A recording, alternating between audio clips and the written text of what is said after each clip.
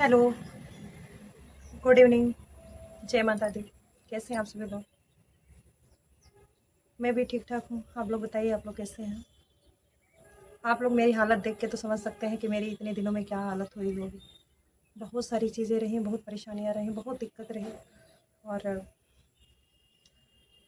ये मुझे लगता है कि ये पूरा महीना मेरा यानी कि पिछला पूरा महीना मेरा कैसे बीता और अभी तक का जो टाइम है, बहुत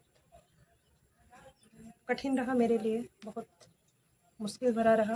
मैं आप लोगों के साथ क्या शेयर करूँ? जो इंसान कोई भी चीज़ जब महसूस करता है ना तो जो जिसके ऊपर पड़ती है वही जानता है। मुझे लग रहा है कि पूरा जुलाई और आज है 12 तारीख 13 तारीख है, सॉरी 13 तारीख है। पहले से तो अब कुछ बेहतर हो गया कुछ दिनों से, लेकिन अब तक का जो टाइम रहा बहुत ही कठिन रहा मेरे लिए। मेरे लिए शब्दों में बयाँ करना बड़ा ही मुश्किल है, क्योंकि अगर मैं बोलूँगी तो आपको ऐसा लगेगा कि अ, इतनी मुश्किलें रहीं जीवन में, इतनी मुश्किलें रहीं, पूरा जुलाई, पूरा अभी अगस्त आधा लगभग चला गया।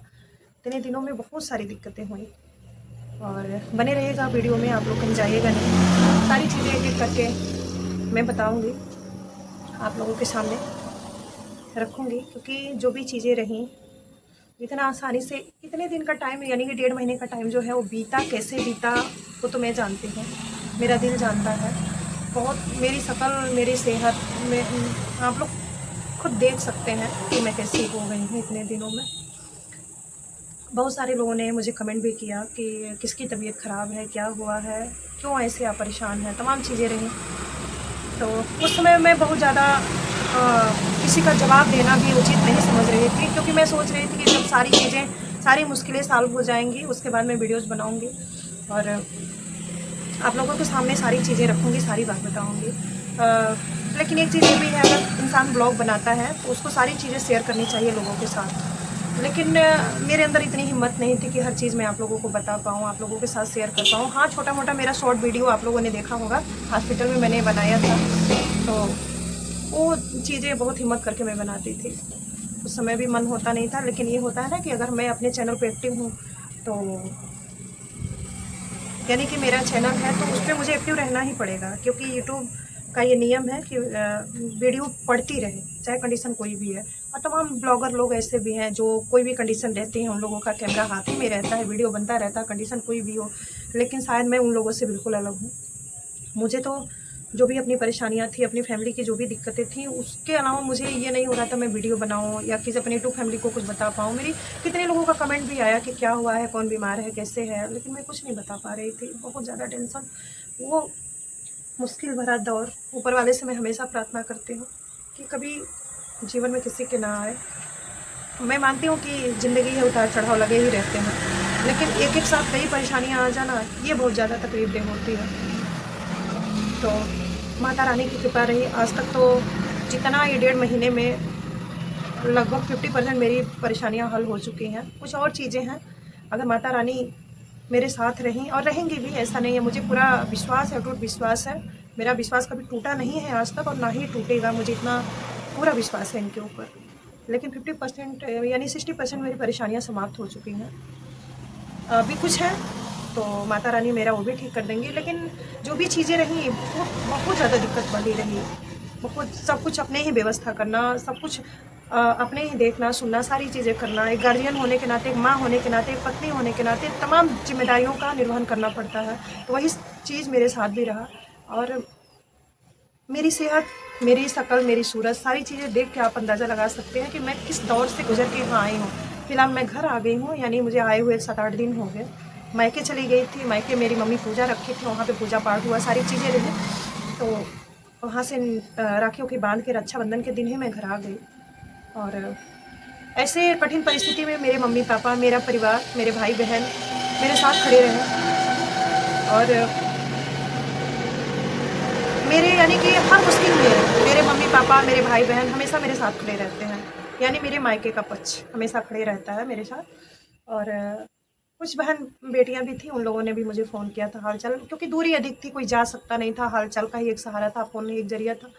लेकिन उम, अगर ऐसा कहें तो मेरे भाई बहन, मेरे परिवार वाले बहुत मेरा साथ दिए। मेरी छोटी बहन और उनके हस्बैंड यानी मेरे छोटे बहनोई बहुत साथ दिए, वो लोग बहुत किए मेरे लिए।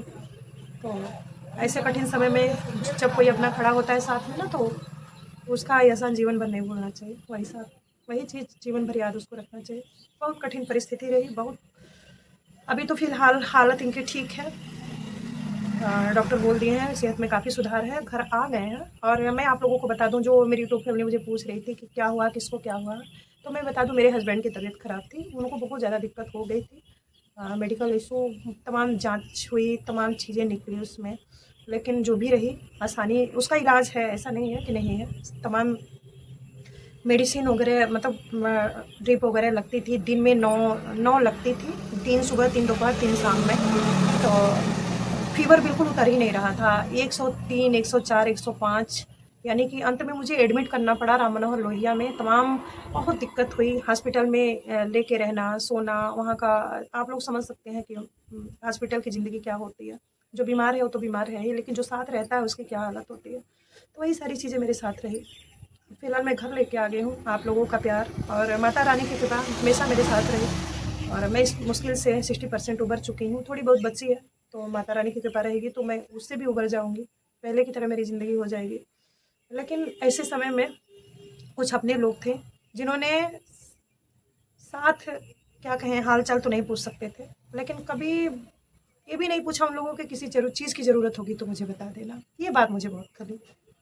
आदमी करे ना करे, दे ना दे, लेकिन मुझसे एक बार पूछ लेना एक बहुत बड़ा सपोर्ट होता है। लेकिन खैर कोई बात नहीं, जो ऊपर वाले अगर ऐसा टाइम लाते हैं, ऐसी मुसीबत डालते हैं, तो उसका हल भी वही निकालते हैं। ये चीज़ मुझे बहुत खली। कुछ अपने लोग हैं जिनको मैं अपना मानती हूँ। खैर कोई बात नहीं, तकलीफ तो है इस चीज़ की, और जीवन भर तकलीफ है। और बाकी जो चीज़ें हैं आप लोगों को,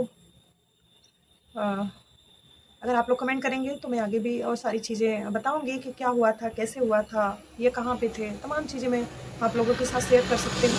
लेकिन फिलहाल आज के लिए बस इतना ही। और जेकू भी मेरे साथ नहीं था, क्योंकि उसको मैं मायके छोड़ के चली गई थी, यानी मम्मी पापा के पास। तो जेकू वहीं पे था, वो लोग इसकी देख रेख करते थे, क्योंकि मैं घर पे छोड़ के जाती तो इसको कौन देखता। बेटा भी मेरे साथ ही था, और कुल मिला जुला के मैं आपके सामने इस समय खड़ी हूँ, बातें कर रही हूँ, और माता रानी से प्रार्थना करती हूँ कि बाकी की जो चीज़ें हैं वो भी जल्दी से क्लियर हो जाए, सब ठीक ठाक हो जाए। फिर मिलेंगे आगे के वीडियो में, तब तक के लिए नमस्ते।